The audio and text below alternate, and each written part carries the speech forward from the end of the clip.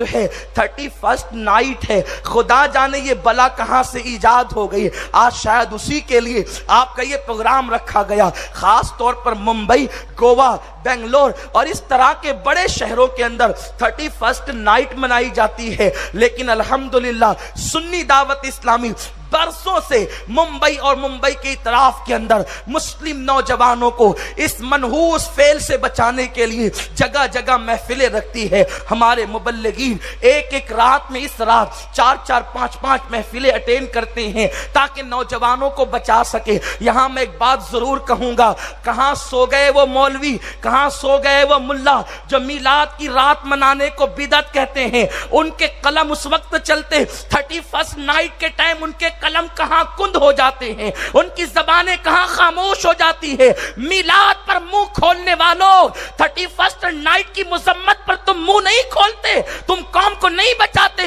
میلاد میں کوئی جوان زنا نہیں کرتا، وہ تو مصطفیٰ کے گیت گاتا ہے، پھر تمہیں برا لگتا ہے۔ اس رات تو لوگ زنا کرتے ہیں، عیاشیوں کے اڈوں پر جاتے ہیں۔ کتنی وہ نوجوان بچیاں ہیں جن کی عصمت اسی رات کو تار تار کی جاتی ہے۔ آج کی رات جتنا نشہ ہوتا ہے شاید ہی کسی رات میں اتنا نشہ ہوتا ہو۔ آج کی رات جتنی شراب پی جاتی ہے۔ سال گزشتہ میں جو ہے امارات کے سفر میں تھا، وہاں کے احباب نے مجھے بتایا جس وقت 1 جنوری کی صبح ہوئی تو لاج کے باہر اتنی بوتلیں دیکھی گئی شراب کی کہ اللہ اکبر، اگر اسے کسی کنویں میں ڈالا جاتا تو شاید کنواں اس بوتلوں کی وجہ سے بھر جاتا۔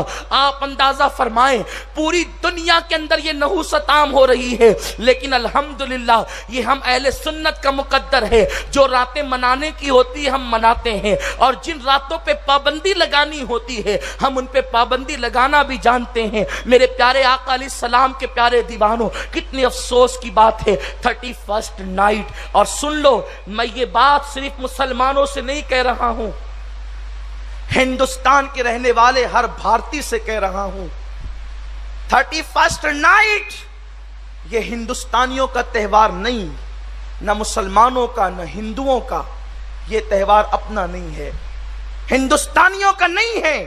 اور پھر کوئی تہوار زنا کر کے تو منایا نہیں جاتا، کوئی تہوار شراب پی کر تو منایا نہیں جاتا۔ یہ ہندوستان ہے، محبتوں کی زمین ہے، حیا کی زمین ہے، غیرت کی سرزمین ہے۔ اس سرزمین کا تقدس بحال کرو۔ یہاں میں ایک بات اور کہوں گا، آج کل کچھ لوگوں کو بڑی شرارت سوجی ہے مسلمانوں کو کافر بنانے کے لیے، اور انہیں کہا جا رہا ہے، ان کے اپنے بھی سمجھا رہے تو کہتے ہیں یہ تو گھر لوٹنا ہے، اس لیے کہ پہلے مشرک تھے اب ہم پھر انہیں مشرک بنا رہے ہیں۔ تمہیں اتہاس پتہ نہیں ہے ہندوستان کا، تمہیں تاریخ پتہ نہیں ہے ہندوستان کی۔ ہندوستان کے اندر سب سے پہلا آنے والا مذہب اسلام ہے۔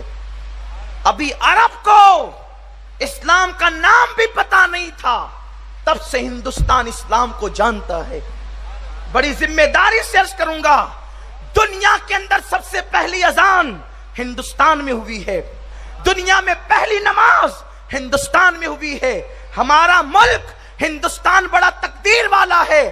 آپ کو ابھی پتا چلے گا، جو تاریخ جانتے ہیں وہ کبھی نہیں کہہ سکتے کہ ہندوستان میں اسلام بدیسی مذہب ہے۔ یہ بدیسی نہیں ہے، یہ اس دیش کا سب سے پرانا، سب سے قدیم مذہب ہے۔ مذہب پرانا نہیں ہوتا، لیکن سمجھانے کے لیے کہہ رہا ہوں، سب سے پہلا اور قدیم مذہب اسلام ہے۔ اس لیے کہ تم بھی مانتے ہو اور ہم بھی کہتے ہیں کہ دنیا کے اندر سب سے پہلا انسان اگر کسی زمین پہ اتارا گیا ہے تو ہندوستان کی زمین پہ اتارا گیا ہے۔ اسی انسان کو اسلام کے عقیدے میں آدم علیہ السلام کہتے ہیں۔ اسی لیے ہم کہہ سکتے ہیں ابھی عرب میں آدم نہیں پہنچے، یہ پہلا انسان ہے جو نور مصطفیٰ پیشانی میں لے کر آتا ہے۔ سب سے پہلے اگر زمین کے کسی حصے نے نور مصطفیٰ کو دیکھا ہے تو ہندوستان کی زمین نے دیکھا ہے۔ نعرہ تکبیر، نعرہ رسالت، اسلام زندہ باد۔ جشن عید میلاد النبی، آدم علیہ السلام زمین پہ آتے ہیں، جنت کے اندر اجالا ہی اجالا تھا، یہاں زمین پہ اندھیرا تھا۔ اللہ نے فرمایا جبریل میرا آدم اندھیرے کی وحشت سے گھبراتا ہے، جا اور جا کر کے اس کے دل کی وحشت دور کر دے۔ عرض کے مولا کیسے دور کروں؟ ارشاد ہوا جا کر آدم کے قریب کھڑے رہ کر اذان پڑھ دے، اس کی وحشت دور ہو جائے گی۔ تو آدم تو تھے ہندوستان میں، تو جبریل مؤذن بن کر اور آئے کہاں؟ ہندوستان میں آئے۔ سب سے پہلے اشہد ان لا الہ الا اللہ کی صدا اگر بلند ہوئی ہے تو ہند میں ہوئی ہے، محمد الرسول اللہ کی صدا اگر بلند ہوئی ہے تو ہند میں ہوئی ہے۔ گھر لوٹنے کی تحریک کیسی؟ گھر تو تم لوٹو، جو خود گھر میں ہوتا ہے وہ لوٹا نہیں کرتا، جو نکل جاتا ہے وہ لوٹا کرتا ہے۔ ہم تو اپنے گھر میں ہیں، دنیا کے بتکدوں میں۔ پہلا وہ گھر خدا کا، ہم پاسباں ہیں اس کے، وہ پاسباں ہمارا۔ کعبہ بنایا ہے ہندوستانی نے، سب سے پہلے کعبے کی تعمیر حضرت آدم علیہ السلام نے کی ہے، کعبہ تعمیر آدم نے کیا ہے، اور وہ پہلے زمین ہندوستان پر آئے ہیں۔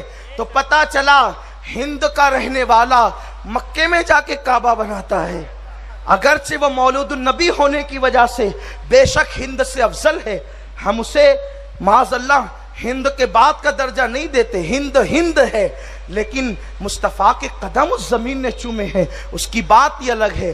سب سے پہلے نماز بھی ہند کی زمین پہ پڑھی گئی ہے۔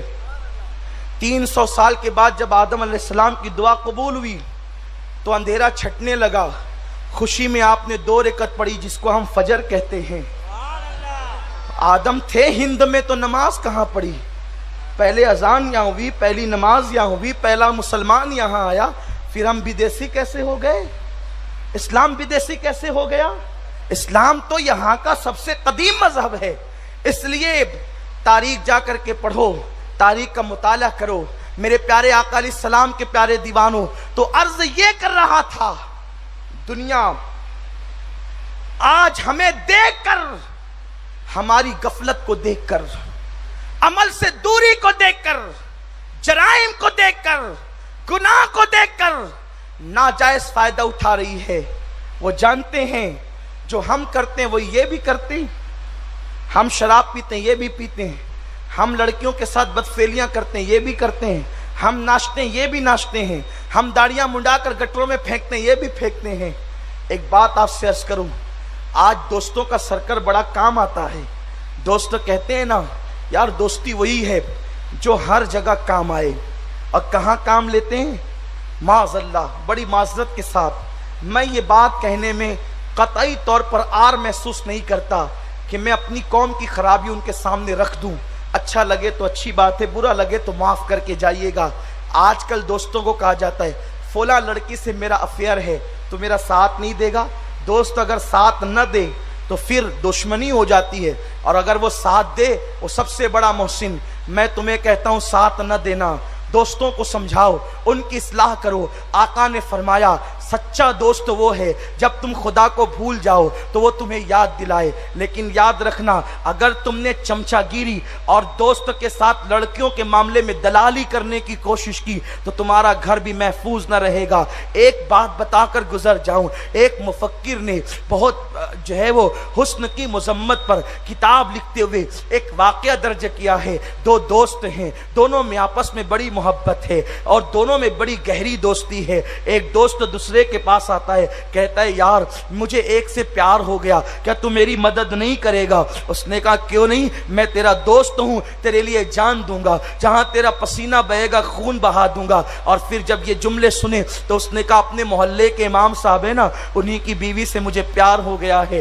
دیکھ اب وہ امام صاحب نماز پڑھا کر فوراً گھر آ جاتے ہیں، اس لیے ان کی بیوی سے مجھے بیٹھ کر بات کرنے کا موقع نہیں ملتا، ملاقات کرنے کا موقع نہیں ملتا۔ اگر تو ایک کام کر کہ امام صاحب کے پاس بیٹھ جایا کر، ان سے مسئلے پوچھ کر ان کو الجھا دیا کر، اور پھر لمبا وقت ہوگا میں ملاقاتیں بھی کر لوں گا، باتیں بھی کر لوں گا، 5 وقت مجھے ملاقات کا موقع ملے گا۔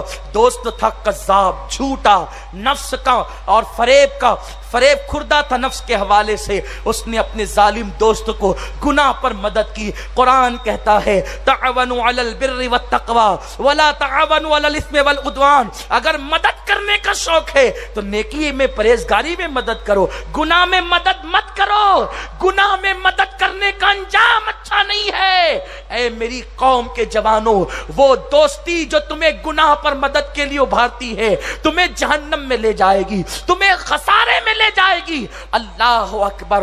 اس نے کہا ٹھیک ہے، میں جا کر کے اس امام کے پیچھے نماز پڑھوں گا، اسے اتنا الجھاؤں گا کہ تجھے بہت وقت ملے گا، اور 5 ٹائم نہیں تو 4 ٹائم تو اچھا موقع ملے گا۔ فجر میں نہیں آتا تھا، چاروں ٹائم جو ہے امام کو آ کر مسئلوں میں الجھا دیتا تھا۔ ایک دن اس کو احساس ہوا یار آخر امام ہے، عالم ہے، حافظ قرآن ہے، سینکڑوں لوگ ان کے پیچھے نماز پڑھتے ہیں، ان کی بیوی سے میرا دوست بدکاری کرتا ہے، سچی بات مجھے امام کو بتا دینا چاہیے تاکہ، اور معافی بھی مانگ لینا چاہیے۔ احساس ہوا، احساس بڑی عظیم چیز ہے، احساس ہوا امام سے معافی مانگ لوں، ساری بات بتا دوں تاکہ یہی معاملہ کلیئر ہو جائے، امام معاف کر دے گا، اللہ کی بارگاہ میں پکڑ نہیں ہوگی۔ وہ آیا اور بیٹھ کر کہا امام صاحب میں بہت بڑا مجرم ہوں، میرا دوست آپ کی بیوی سے پیار کرتا تھا اور وہ چاہتا تھا کہ آپ جلدی جاتے ہیں تو جلدی گھر نہ جائے، مجھے مسئلے پوچھنے نہیں ہوتے، آپ کو الجھانا میرا مقصد ہوتا، اس لیے میں گھنٹوں آپ کو الجھا لیتا تھا۔ امام نے مگر حیرت سے کہا مگر ابھی تو میری شادی بھی نہیں ہوئی ہے، پھر وہ میری کس بیوی سے پیار کرتا ہے، میری کس بیوی سے محبت کرتا ہے؟ میں مسجد میں کہتا ہوں چل میری ماں سے پوچھ لے، بوڑھی ماں سے، کہ میری شادی بھی نہیں ہوئی ہے۔ اس کے پیروں کے نیچے سے زمین کھسک گئی کہ جب امام کی شادی نہیں ہوئی ہے تو پھر وہ کس کی بیوی سے جا کے دل بہلاتا ہے؟ جب اس نے تحقیق کی تو پتا چلا امام تو غیر شادی شدہ تھے، اس نے اپنے دوستوں کو جھانسا دے کر اس کی بیوی کے ساتھ ایسا کرنے کی کوشش کی ہے۔ یاد رکھو جرم کا انجام اچھا نہیں، پاپ کا انجام اچھا نہیں، گناہ کا انجام اچھا نہیں۔ دوسروں پہ نظر اٹھانے والوں اپنے گھر کا خیال کرو، دوسروں کی عصمتوں کو تار تار کرنے والوں اپنے گھر کی عورتوں کا خیال کرو، خدا کے لیے بدل ڈالو۔ ہم وہ لوگ نہیں جو بیٹی کی عصمتوں سے کھیلیں، ہم وہ لوگ نہیں جو نشے میں چور ہو جائیں۔ ہم دنیا کو نشے سے بچانے کے لیے آئے ہیں، ہم دنیا کو گناہ سے بچانے کے لیے آئے ہیں۔ یہ بدترین فعل جو 31 کے نام پر جو ہے وہ پوری دنیا کے اندر عام کیا جا رہا ہے، اس کی مذمت کرو۔ یہ ہمارا تہوار نہیں، ہمارے پاس خوشیاں منانے کا بھی ہمارا اپنا مزاج ہے۔ اور سنو، نشے کے ذریعے سے خاص طور پر ہماری قوم کو مفلوج کرنے کی کوشش کی جا رہی ہے۔ دنیا جانتی ہے جس دن مسلمان بن گیا اس دن پوری دنیا کے چپے چپے پر اسلام کا پرچم لہرے گا، اس لیے وہ تمہیں اسلام کے قریب نہیں آنے دینا چاہتے۔ کبھی شباب کے ذریعے، کبھی شراب کے ذریعے، کبھی ڈرگ کے ذریعے، نشے کے الگ الگ دواؤں کے ذریعے وہ تمہیں اتنا الجھا دینا چاہتے ہیں کہ تم اپنے نفع و نقصان کا فرق نہ کر سکو، تم موت کے منہ میں جا رہے ہیں۔ ہو خدا کے لیے اپنے آپ کی حفاظت کرو۔ یہ نشہ تمہاری نگاہوں پر اثر انداز ہوتا ہے، یہ نشہ تمہیں قسطوں میں تباہ کرتا ہے، یہ نشہ تمہیں موت کے منہ میں لے کر کے جاتا ہے۔ نشہ وہی ہے جو تمہیں بے غیرت کر دیتا ہے، نشہ وہی ہے جو تمہاری آبرو کے حوالے سے تمہیں بے فکر کر دیتا ہے۔ خدا کے لیے ہوش کے ناخن لو۔ میرے اللہ نے فرمایا الا الذین آمنوا وعملوا الصالحات، جو ایمان لانے کے بعد نیک عمل کرتے ہیں ایسے لوگ خسارے سے محفوظ ہیں، ایسے لوگ کامیابی کی راہ کے مسافر ہیں۔ میرے پیارے آقا صلی اللہ علیہ وسلم کے پیارے دیوانوں، آج ہمارے بچے کو بالخصوص جوانی کی دہلیز پر جو نوجوان قدم رکھتے ہیں انہیں نشے کا عادی بنایا جا رہا ہے، انہیں اللہ اکبر نشے میں مبتلا کیا جا رہا ہے، اور اس کے اندر بہت سے لوگ مبتلا ہیں۔ اس میں ایسے سفید لباس والے بھی اور اللہ اکبر بڑی بڑی ڈگریاں والے نام نہاد ملک اور ملت کے نگہبان اور پاسبان کہلانے والے بھی اس لعنت میں گرفتار ہے۔ یاد رکھو، اپنے بچوں پہ نگاہ رکھو، اپنے بچوں کے حوالے سے خیال کرو، تمہارا بیٹا اٹھتا کس کے ساتھ ہے، بیٹھتا کس کے ساتھ ہے، اس کی رات کہاں گزرتی ہے۔ پہلی بات تو یہ ہے رات کو ضائع کرنا یہ اسلام کے قانون کے خلاف۔ اللہ قرآن میں فرماتا ہے وَجَعَلْنَا اللَّيْلَ لِبَاسًا، ہم نے رات کو تمہارے لیے پردہ پوش کیا۔ رات آرام کی چیز ہے، رات عیاشیوں کے لیے نہیں ہے، اور جن لوگوں نے رات کو آرام نہ کیا انہوں نے راتوں کو اللہ کو یاد کیا۔ صوفیہ فرماتے ہیں لوگوں کو دن اچھا لگتا ہے، جن کے دل اللہ سے لگ جاتے انہیں رات اچھی لگتی ہے۔ جیسے رات کا انتظار کرتے ہوئے پرندے شام کو اپنے گھونسلوں کی طرف جاتے ہیں، ویسے اللہ والے شام کے وقت عبادت کی تیاری کرتے ہیں۔ اور آپ کو پتا ہے رات کی عبادت بڑی پرکیف ہوتی ہے، رات کی عبادت بڑی پر نور ہوتی ہے۔ آپ جانتے ہیں نا جب سارا زمانہ سو جاتا ہے تو میرا اللہ فرماتا ہے جو لوگ اٹھ کر کے میرے لیے عبادتیں کرتے ہیں میں ان لوگوں کی فریاد کو سنتا ہوں، ان کی دعاؤں کو سنتا ہوں، اور مجھے سب سے زیادہ وہ نمازیں پسند ہے جو رات کے آدھا پہر گزرنے کے بعد کی